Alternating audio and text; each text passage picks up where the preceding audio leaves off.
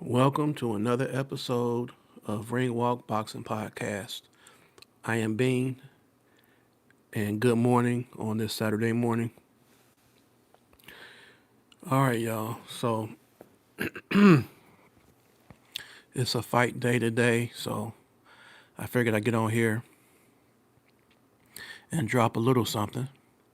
Wherever you are in this world, hopefully you're having a good day, a day of positive vibes and things like that.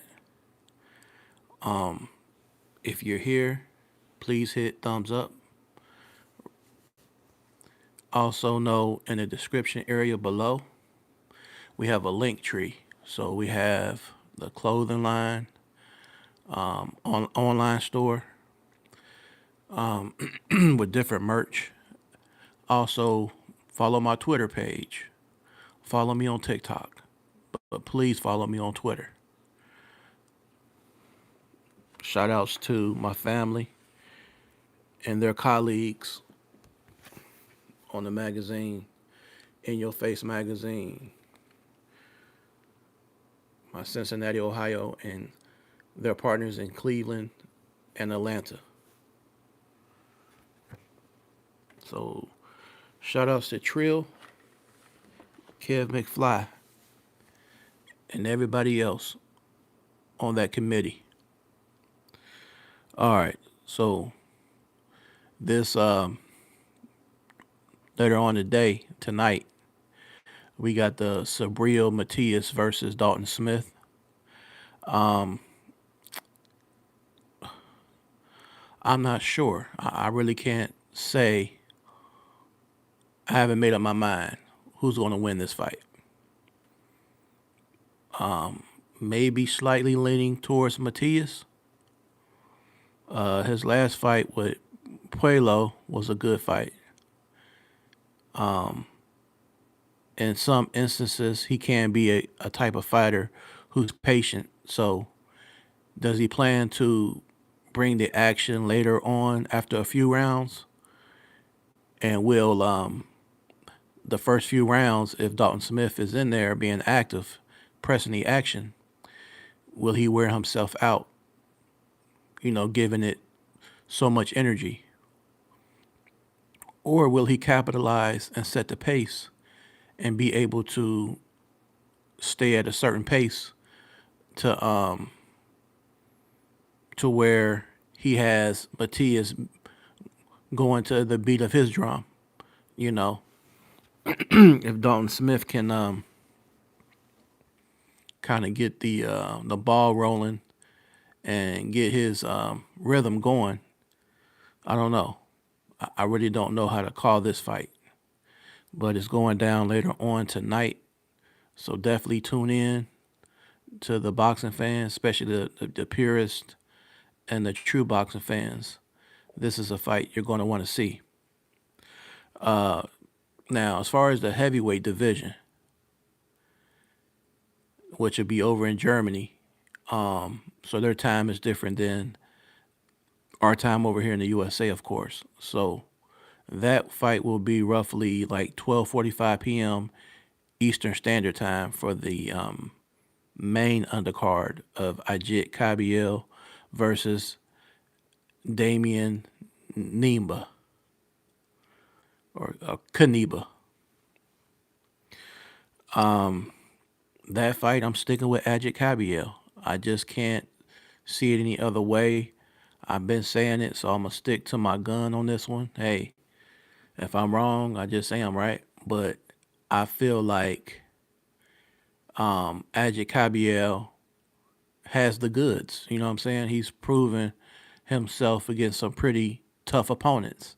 You know, years ago, he fought Derek Chisora, but then up to date, you fight guys like Makhmadov, and then you step it up after you stop Makhmadov with body shots. You fight Zhilei Zhang, a dangerous puncher, and you drop him with body shots after being dropped yourself. So you had to show a lot of heart and grit and resilience to get up from a Zhilei Zhang who hits really really hard get back up and drop him with body shot. You fought Frank Sanchez. Agit Kabayal dropped him with body shots. Now I have to be fair in that fight though, and I don't want to take away anything from Agit Kabayal as he is a very consistent body puncher and a very technically good fighter. However, Frank Sanchez, to be fair, did have a knee injury, so he wasn't 100% healthy. That's not to say that Agit Kabayel would not have beat a fully healthy version of Frank Sanchez. However, we do realize the style that Frank Sanchez has, aka he's called the Cuban Flash. He's a mover. So when you have a mover with a leg injury, a knee injury, a meniscus injury, an ankle injury, or something like that, that is a huge part of the makeup of what they do in the ring. So that's my feeling on that one. But like I said, you can take nothing away from Agit Kabayel. He's a very, very good fighter mentally, decent defense, and his offense, he goes upstairs and downstairs. He definitely goes to the body a lot more than what you ever see in the heavyweight division because we're in a day and time now where you rarely see heavyweights go to the body of their opponent.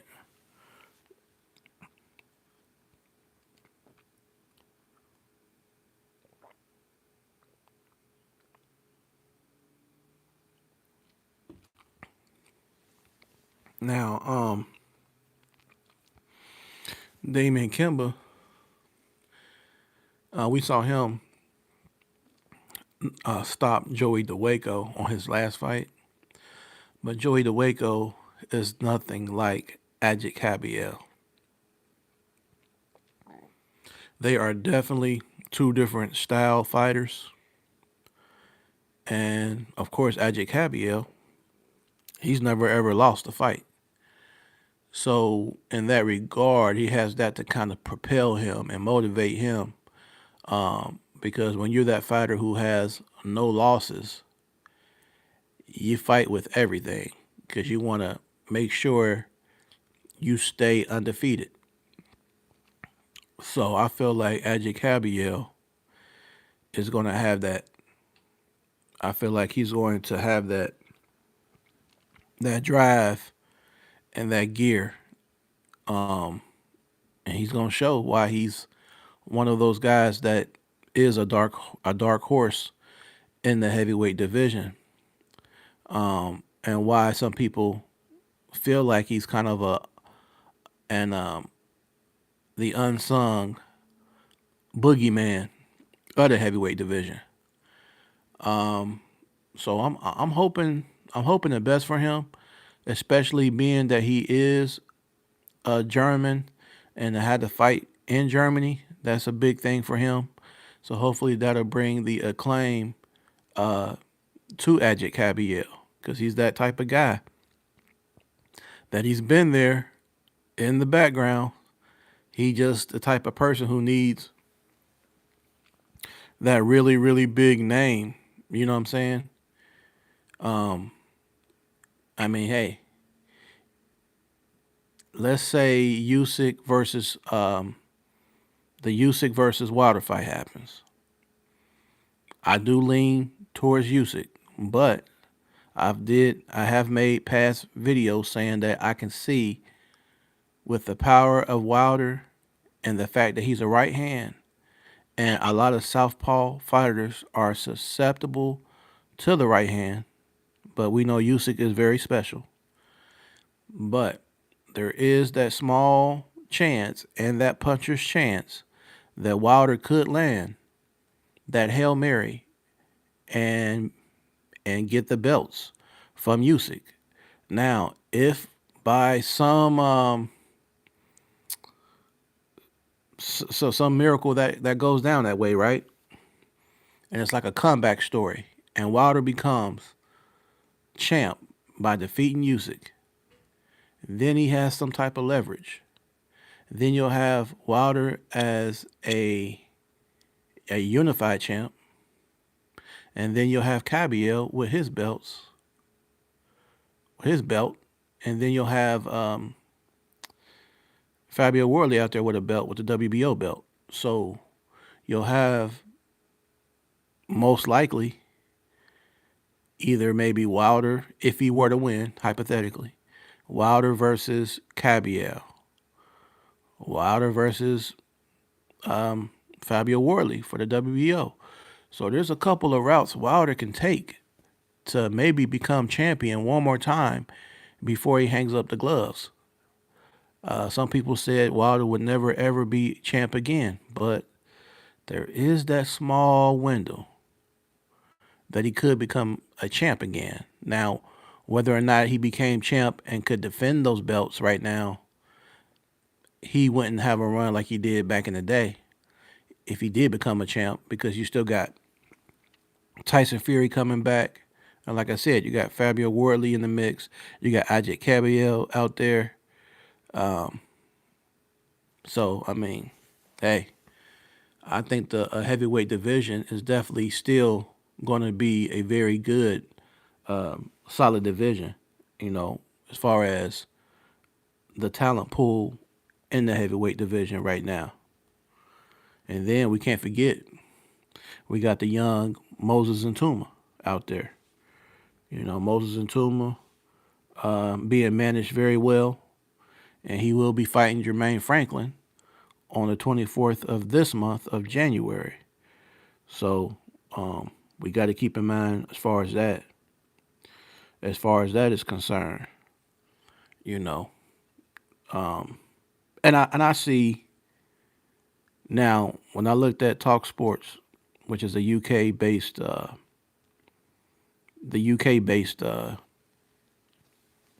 platform podcast, the guys on the panel at Talk Sports felt like it'll be a fairly easy, like Moses Toma is gonna make it fairly easy on the 24th. Like he's gonna, take Jermaine Franklin and pretty much have his way. Now nobody's ever looked like nobody ever looked really, really good, like a dominating performance or a knockout reel or a stoppage when it comes to Jermaine Franklin. So if Moses Ntuma could actually do that, if he can actually, I mean, it's a win-win for Moses Ntuma. If he went the distance with Jermaine Franklin, he's going to show he can dig deep, go 12 rounds, and he has the stamina and the conditioning to go 12 rounds. But also, if Moses Ntuma can stop Jermaine Franklin in a handful of rounds, that's going to be a huge statement. Once again, putting the heavyweight division on notice, because Anthony Joshua, who has a 90 or 89% knockout ratio, did not knock out Jermaine Franklin when he fought him. Dillian White, who has a decent KO knockout ratio, he did not knock out Jermaine Franklin. So if Moses Ntuma can knock out Jermaine Franklin, who has never been dropped as a pro, who has never been knocked out as a pro, that's going to speak volumes. That's going to let people know, oh, this dude really is the real deal. And then after that, they need to step him up a little more. If Big Baby Miller looks good in his next fight, who is that he's going to be fighting? He's going to be fighting, I think, an African fighter. Let me see. I can't remember the guy's name.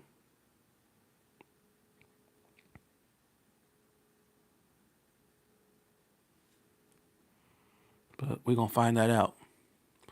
And make sure you hit the thumbs up, please. Hit that thumbs up. It's free. Big Baby Miller, 26 wins, 22 by knockout, one loss by Daniel Dubois, and two draws. 84% KO ratio. So Big Baby Miller will be fighting Kingsley Abia, who is 16-2-1.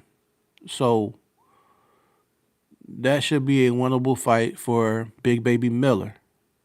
So if he looks pretty good and gets a stoppage of Kingsley, that'll be a good comeback fight. Being that his last fight was Andy Ruiz, which he should have won, but he was given that draw. This would be a good fight for Miller if he stops Kingsley, and then hopefully we can see Moses Atuma fight somebody like Big Baby Miller, a person we know who has a good chin, who has a decent engine, and has a high output of punches. It'll be a good gauge to see, because we saw Dubois, how he looked against Jarrell Miller, and he looked pretty good. So let's see how somebody like a up and coming Moses Atuma will look against Jarrell Miller as a gauge. So I like that fight. I like that fight for him next if he gets past Jermaine Franklin on January the 24th. So let me know what y'all think in the comment section. Let me know what you think in the chat section about Subriel Matias versus Dalton Smith. If you got a prediction, drop it. If you have a prediction for Moses Atuma versus Big Baby Miller, let me know. If you have a prediction for Agit Kabayal versus Damain Knyba, let me know in the chat, please. And I've been seeing some footage of Tyson Fury floating around, of course, on the mitts and stuff like that, on the power bag. Nothing you can really go based off of too much. I don't look too much into what I saw in these short clips or whatever. I feel like Tyson Fury is who he is. We've seen Tyson Fury back in the day. We've seen Tyson Fury with Ben Davison, the Fury that's always moving around, head movement, And then we saw the Tyson Fury version where he's, more coming straight towards, you when he was fighting Deontay Wilder. Now, styles do make fights, you know what I'm saying? He felt like, because I remember his trainer, Sugar Hill Stewart. This is after the first Wilder fight. This is on the rematch, the second fight. He says, if we go in there and box Deontay Wilder, we can get clipped like he did the first fight.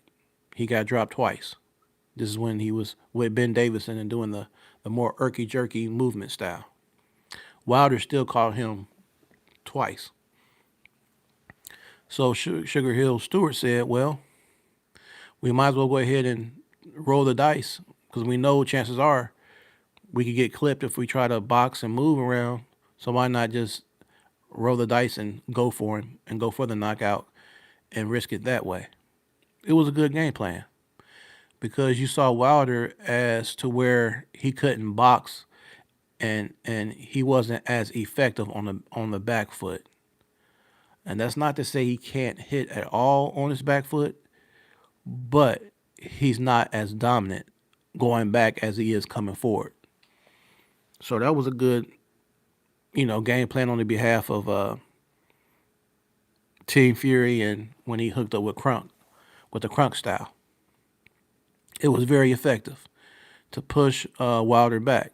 Now, on top of that, of course, there was a lot of other extra things that happened, The much taller Tyson Fury, he was able to get Wilder in the headlock a couple occasions and lean on him. So with doing that, he's cutting off his air supply, of course, but he's also leaning on him with all that force and that leverage and making the legs weak of Wilder. So Wilder, he knew if Wilder really didn't have sturdy legs underneath him, that's going to take away the punch power of Wilder. So that was the game plan in their second fight. Now, that type of strategy did work for Deontay Wilder, but people have to understand that crunk style that Fury used on Wilder will not work on every heavyweight out there. As we saw with Usyk, he tried to fight a mover using an aggressive style, and he was beat to the punch. By the faster and swifter and smaller Alexander Usyk. Now, when he fought Francis Ngannou, which some people say Tyson didn't really train or whatever, or he overlooked Francis Ngannou, whatever.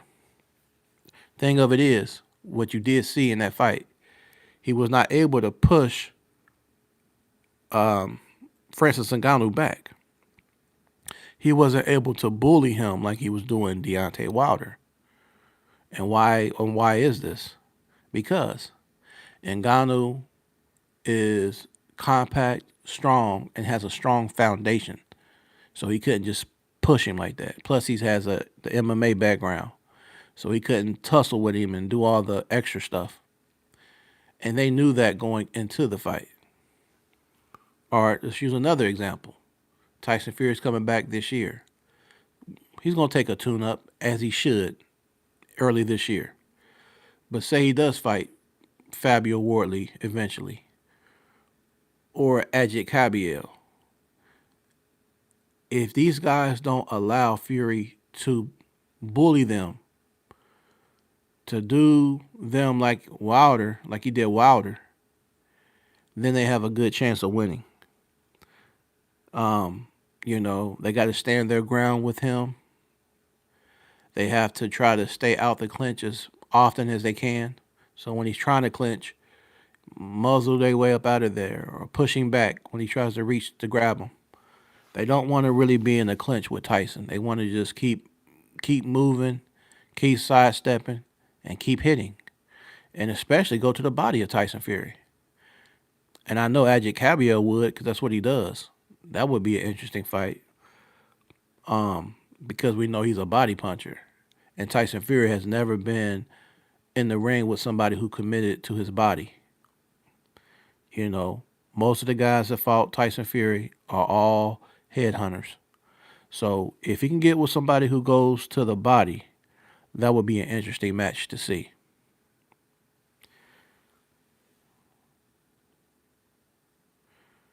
And I ain't gonna be on here very long, but I appreciate everybody who pulled up. So like I said, hit the thumbs up. If you run this one back, make sure you hit the thumbs up on it. Share it on your social media, Facebook, IG, TikTok, Twitter, whatever social media you're trending. Just share this. Share this YouTube channel. I've been trying to grind with this one. I've been doing this since 2023. So this year will make 3 years in a couple months. I started like in the spring of 2023. So we'll be coming up on the 3-year anniversary of Ring Walk Boxing Podcast soon. And this year, I want to really make it a really, really good year. This is the year I really want to step up and start engaging more with the energy of Cincinnati on the boxing scene. We got the up and coming, my little cousin P3 Dyson and his dad P30. We got a lot of former legends from Cincinnati, Ohio, USA, boxing legends. So there's a lot of people I want to do interviews with from our city of 513 Cincinnati, Ohio. So, hey, this year of 2026, I plan for this to be a year of me taking Ring Walk Boxing Podcast to a different level, And with the help of my brother, JC, we just been grinding with this platform and with this movement. And like I said, I really appreciate everybody who takes time out to hit the thumbs up, takes time to retweet on Twitter, shares it in the group chats on FB. Shout outs to Cam J Network. Shout outs to Jab Queen. Shout outs to Mike Ware and Dez Scobie. My cousin who falls through Rico Carter who held it down for me last time on my last live when I was on Sunday. My cousin Bobo. I really appreciate everybody, and if I forget anybody, it's nothing personal at all, you know. But if you say what's up in the chat room and I see your chat, I'm going to shout you out. You know what I'm saying? I want to show that love. I want to show that love and acknowledge and show that love back. And like I said, I'll be going live every Sunday at 6 p.m. Eastern Standard Time. That's the way we started this, going live every Sunday, 6 p.m. Eastern Standard Time. But I will be doing these pop up lives. So if you hit the bell notification on YouTube, when I pop up on here, like a day like today, a Saturday morning, or on a Friday, or hump day Wednesday, I may just pop up on here and drop something. So just stay in tune on what we got here at Ring Walk Boxing Podcast. And like I said, this is just the beginning stage. We're 2.5 years in. Thanks to the subscriber base, we hit a little bit over 900 subscribers. I want to thank everybody as we start to grow. In this year of 2026, be on the lookout for Ring Walk Boxing Podcast, because when I start having these special guests on here, hey, it's gonna make it very, very interesting as you get to see and hear these different backstories on different boxers and boxing trainers, things like that. So have a safe Saturday.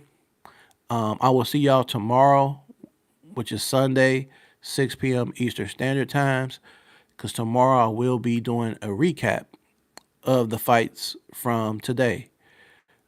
We got the afternoon fight this afternoon, Agit Kabayal versus Damain Knyba. And then we also have the fight tonight, Subriel Matias versus Dalton Smith. We will recap this tomorrow. So make sure you tap in and be safe, and I will catch you on the next round. Peace.